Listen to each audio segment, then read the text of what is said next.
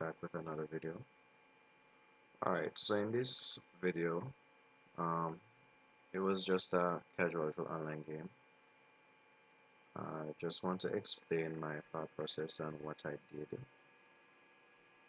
Generally, my rating is a bit low as you can see, but I generally don't play online rating games since well, I don't know, but it's just that it's a bit similar to card where you could be performing well, having a 10, 15 win streak, and then you just lose next 20.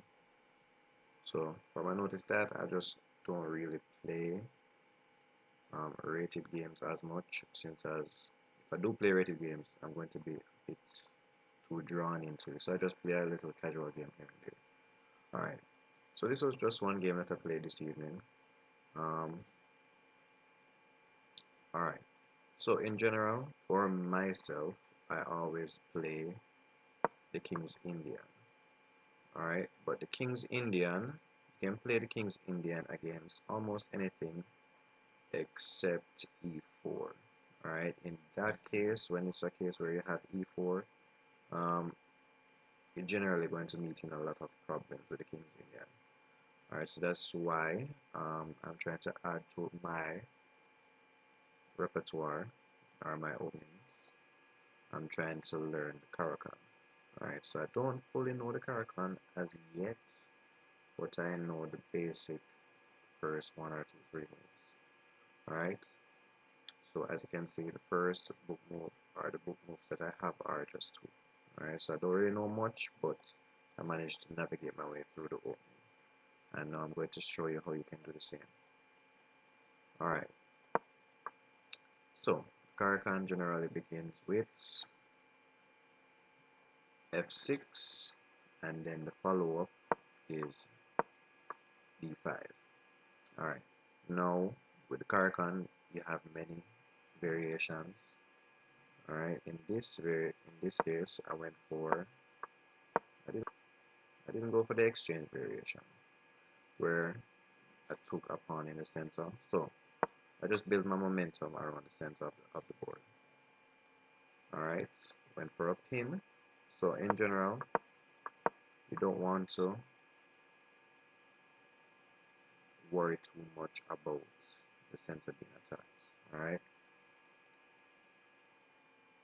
so in this case I saw that my pawn was being attacked by both the knight and the pawn itself. So in this case, just to aid in developing my pieces, that was the main reason why I played this move, because I wasn't too worried about the pawn being taken. My main concern was the development of my pieces. And so in this case, I moved this pawn in order to support this one that was being attacked. Alright, and then afterwards I went for a pin on the king using the knight that was here. Alright, and after that the center was closed with this pawn being pushed forward. So it's going to be a very tactical game, or not tactical but positional game. So the person who navigates the best out of everything would end up winning the game. Alright, the reason why I put my knight on e7 is because it's in the center square. Alright, it's in the center square, and if I had put it to the sidelines, alright, it wouldn't be that much effective, and also I would just be opening myself up to a weakness, because if he does take, the only way I can take back is to have double pawns. Alright, so that was the best move for me in my situation. Now remember, games are not always the exact same, so what you might see on YouTube might not be what you experience when you're playing. So you have to remember that not because it goes one way means that it will always go that way. Whatever makes sense. But yeah. Alright, so he's trying to get more space. Now in my situation, all of my pieces are being utilized on the queen side of my opponents. Alright, or on the queen side. So my main objective is to attack the queen side. Now the only time when I will attack on the king side is if I'm at a standstill where I don't really have any good moves left and I just need something else to divert his attention. Alright, so in this case I wanted to open up the center a bit more, so I'm pushing my G pawn, alright, to G6. Alright, he went for a pin on the knight. That didn't really trouble me because I just castled right away. And in order to remove this threat of the bishop, because I don't really like, or in general rule of thumb, whenever you have an opponent's piece in your board, you want to eliminate that threat as soon as possible because you never can tell when that same piece that's in your side of the board will become a thorn in your side. So I generally like to get rid of them or keep them right away from the beginning without any hesitation. Alright, in this case he did take,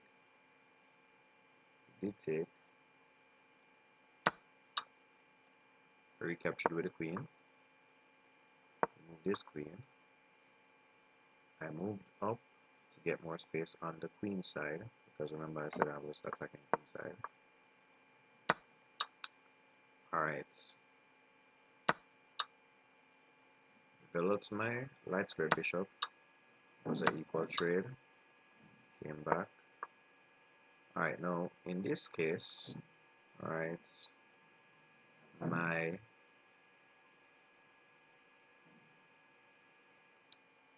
bishop, alright, when I was playing the game I realized that my bishop is basically trapped. Alright, so I don't really have anywhere safe to put it. Alright, that was what you can say a mistake on my part, but in order to keep up the momentum of attacking the pieces, because as I said before, I don't like when anything from the opponent's side of the board is in my side. So I realized that he could jump right here. It's not really creating any serious threats, but just to eliminate the possibility of it becoming a problem for me, I try to get rid of it as early as possible. Alright, now he attacked my bishop, which was a good move. He took back with a pawn, and as I said, I'm pushing to try and get more space on the queen side. So if he does take, it's protected in two ways. I can take with the queen, or I can take with my knight. Either one works. Alright, he was trying to, honestly I don't know what he was trying to do right here, but he was trying to probably build momentum or try to, I really can't explain what he was trying to do right here. Or maybe he was aiming for this pawn right here. So I guess that could be the possible reason why he came right here. But I saw that this was hanging as well, so the best move for me in this situation was to move my knight to what square is that? Or knight to c7. Alright, that was the best move for me. I'm attacking the queen, this pawn is defended, and also the one that was hanging as well is being defended by the rook. Alright, so everything is being protected. Although it said I missed an opportunity, but after doing the show moves feature, it really didn't make any sense because I personally would not have seen those moves so far ahead, but I was only doing what was best in the present moment. Alright, so he backed away since as he couldn't get what he wanted, and then I just continued the momentum, the push. Continue. Now the reason why I moved my knight to this square right here to b5, I was planning to push this pawn. Alright, so just remember whenever you're playing chess you have to plan ahead and strategize as to what you can do, how you can attack your opponent, how you can get more space. So that's what I did. Alright, took back. Alright, now this was what I was mentioning before. Anytime when you have a piece, an opponent's piece in your side of the board, you want to try and eliminate it as best as possible. Now, this pawn is in his side of the board. Now, this is going to be a very annoying pawn, alright, going forward, because it is very close to promotion, only two squares away from promotion. Alright, it's limiting the spaces where the queen can go and attack my pieces. So even this right here, this knight, it might look like it's hanging, but it's actually being protected to an extent, because the queen can go here and attack it, because if it does, I can just take the queen and then afterwards I can go for a promotion or attack the rook if he doesn't move it. Alright, so that was my strategy in mind. Alright, but he does come and try with the rook, but that in of itself was a mistake. No, I don't think he saw this, but if I went here, he would attack the queen, yes, but he could take back with his knight. Now, I did see the move where I could fork both his knight, not his knight, his queen and his rook. So that's what I did. I don't know how much time did that take me. How much time did that take me? Alright, it took me 4 seconds. It didn't take me that long. My advice as to what can help you to do calculations a lot faster is to do puzzles. Because currently, my rating might be 700 on Rapid, but it's like 2000 on puzzles. So I mostly spend all of my time on puzzles itself. Alright, and after that, I'm automatically winning. Alright, so the attacker has been taken. So eventually, at the start, he wanted to attack my knight, but just like anything, you're attacking, you also have to play defense as well. So either way you take it, he was going to lose something. I took back, and once again, same thing right here. The same pawn that was in his side of the board is going to become a pain. Alright, pain right through. That's the best he can do at this point in time. Because if it doesn't, then I'm going to end up promoting and he's going to lose eventually. Alright, this was just me applying the pressure. So if you've noticed, I have not moved any piece or any of my pieces on this side of the board. My main strategy from the very beginning of the game was to attack on the queen side, and you can see that I'm literally destroying every single thing in my path, step by step, step by step.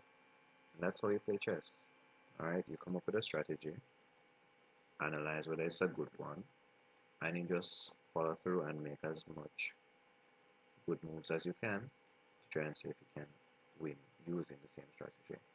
Alright, so this was my idea. My idea was to go to c3 and then attack the rook, and then if he does take back, then I would promote my pawn to become a queen, and then he would have to take.